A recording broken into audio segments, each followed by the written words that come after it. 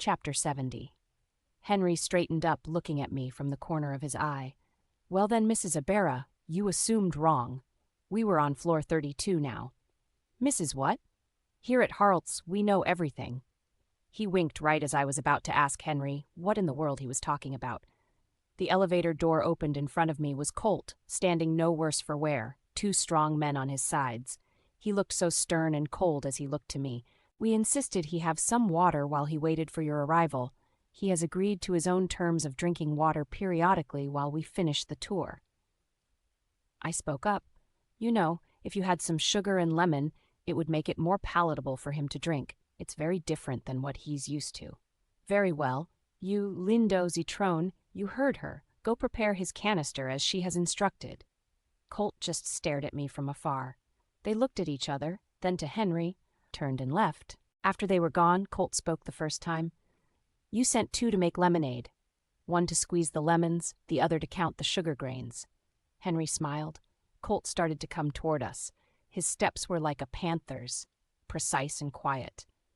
You know I could kill you very easily, Colt said with no emotion. I could say the very same to you, Colt, Henry replied with a smirk. But let's save that for a later time. Wouldn't you like to say hello to your wife? I'm sure you two have missed one another, being newlyweds and all.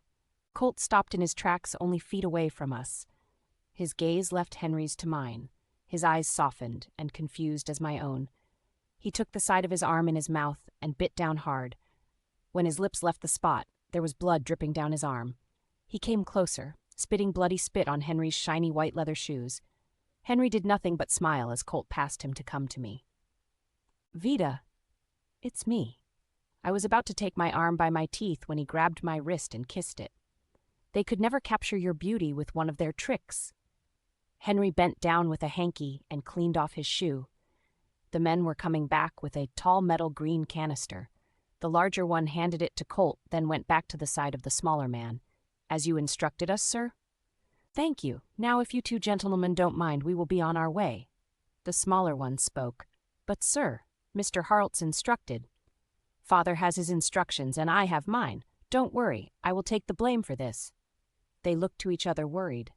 Please, sir, we must insist. Henry rubbed the front of his forehead again, then reached inside another pocket, pulling out 2 vials of a purple liquid.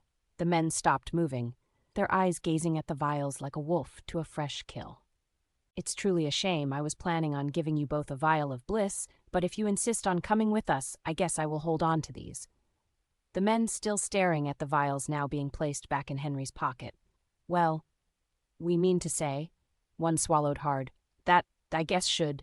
That is if you're sure. The other one, much larger, spoke in a deep voice. Want. Henry pulled the vials back out, the men not hiding their excitement. Oh, so I guess if you 2 are no longer busy, you can have these then.